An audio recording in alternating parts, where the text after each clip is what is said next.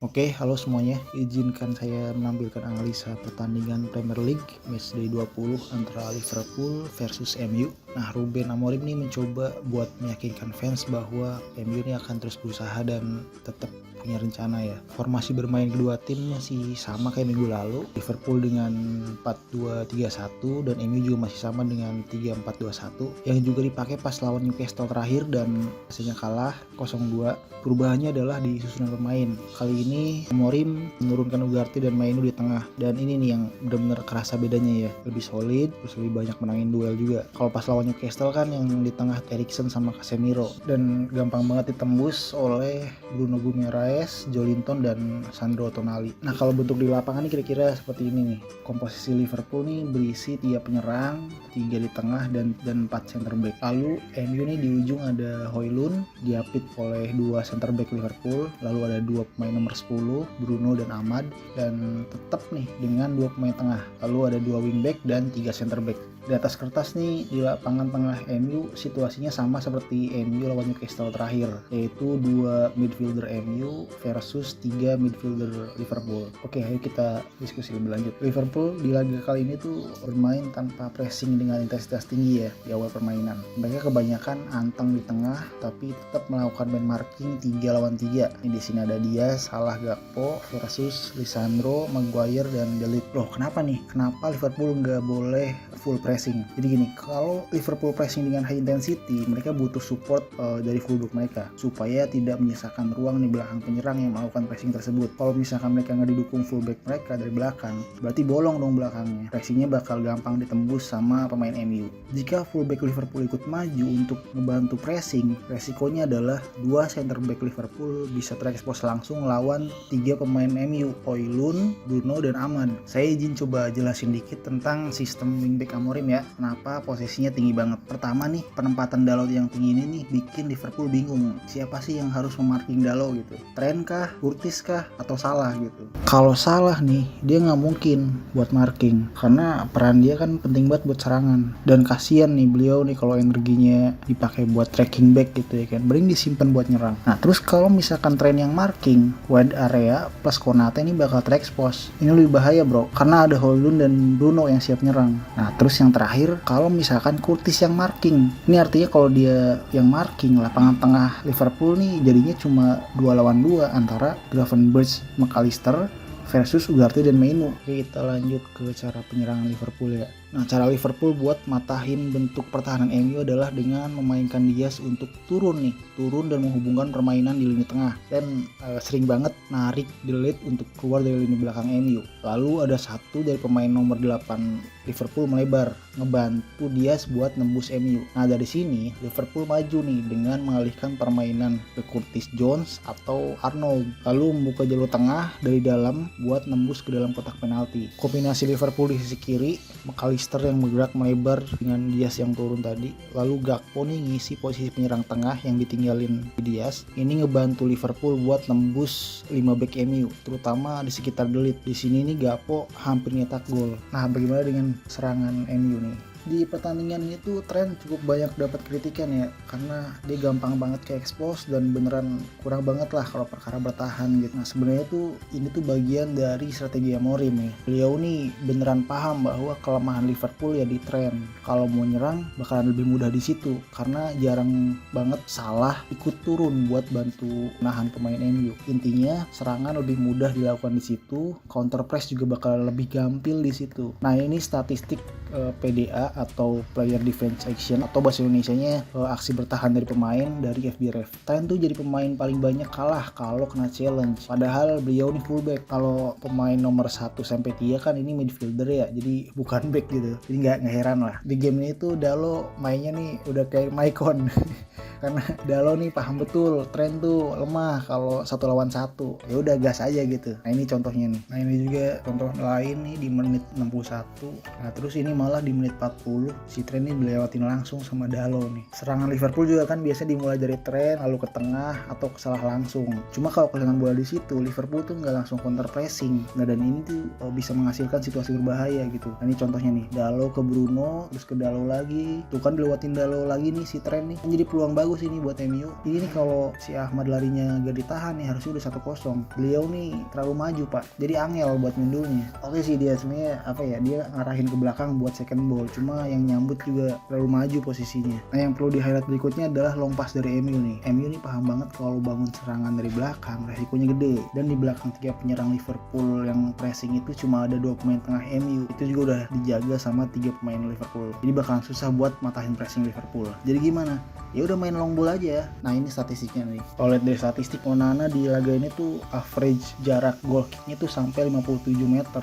alias langsung long ball. Waktu lawan Newcastle juga sama, ini 55 meter.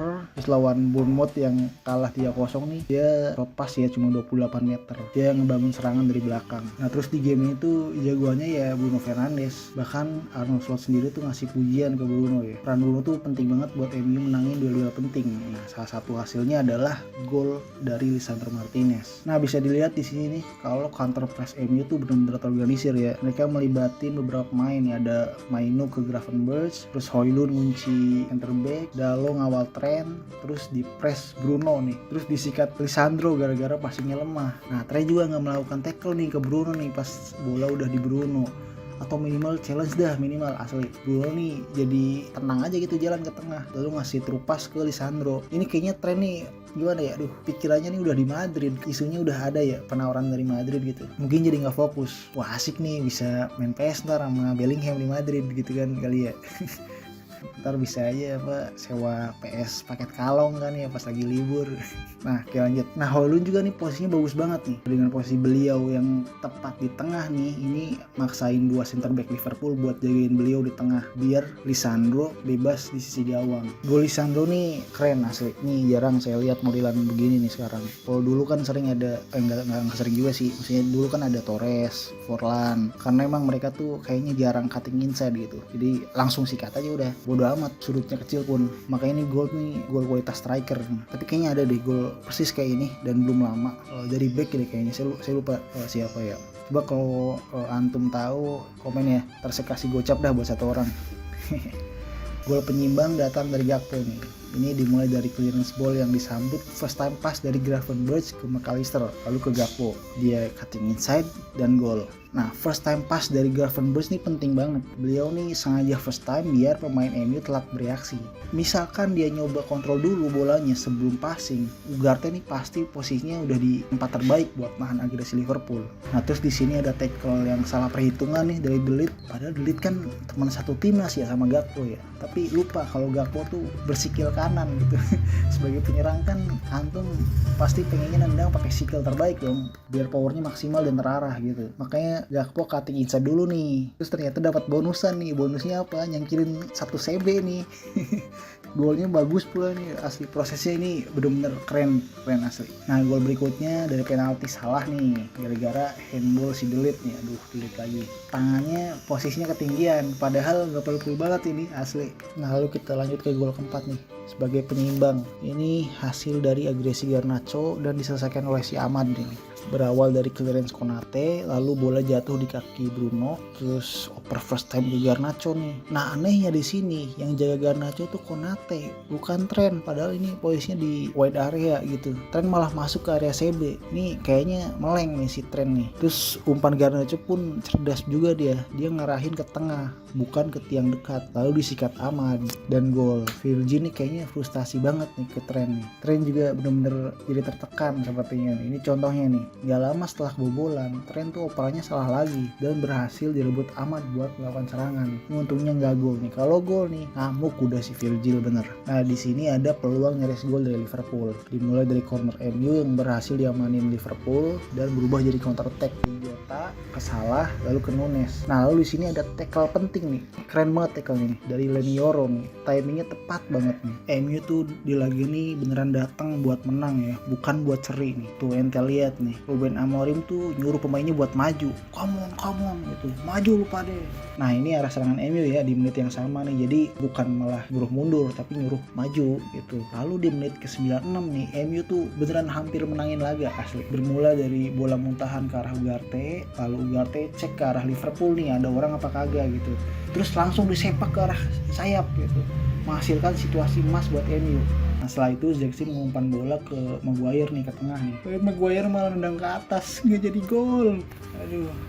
Ada beberapa yang nyalahin Maguire habis-habisan ya gara-gara ini ya. Tapi kalau dilihat lebih detail nih, seperti yang channel Ruang Taktik sebutin bahwa umpan Zexi itu nggak datar, tapi mantul-mantul. Dan ini sebenarnya susah, Cak. Sampai yang nendang nih pasti angel ini, susah ini. Nah bisa dilihat nih dari ekspresi Garnacho nih, kayak aduh dia, ya Allah kenapa nggak gua aja itu bola gitu ya. Nah cuma di sini saya mau bilang kenapa Zexi nggak langsung tendang aja gitu loh. Apa karena takut nggak masuk gitu kan? Padahal Zexi ini udah beneran kontrol bola dengan baik gitu. Apakah dia takut gitu ya kalau nggak gol, takut disalahin kan? Sebenarnya di pertandingan itu Liverpool secara taktik lebih baik ya, menghasilkan peluang lebih banyak, tapi di level individu pemain MU lebih baik ya. Dibuktikan dengan duel-duel penting yang dimenangkan dan menghasilkan gol dari situasi tersebut gitu. Apakah MU layak untuk menang? Buat gue sih iya sih, ini layak sih MU buat menang gitu ya. Pertandingan itu penting banget buat MU, dan walaupun nyaris menang, ini tuh baru pertanda bahwa MU punya potensi buat maju gitu. Match liga berikutnya nih, match home lawan Southampton, ini mah wajib menang ya. Form Southampton kan lagi jelek ya sekarang ya. Di match berikutnya ada pembuktian nih kalau sistem ini bekerja dengan baik pas lawan Brighton di kandang sendiri nih. Lawan Brighton ini serius nih. FYI pas video ini dibikin, MU itu seri lagi 1-1 lawan Arsenal di FA Cup. Mereka bermain dengan 10 pemain. Saya belum cek ya. Nah lalu Liverpool kalah nih dari Spurs di Carabao Cup. Golnya pun dimulai dari long ball ya kalau saya lihat ya. Nah apakah kelemahan Liverpool ini udah muncul nih? Kita nantikan episode berikutnya ya. Makasih semuanya buat nonton.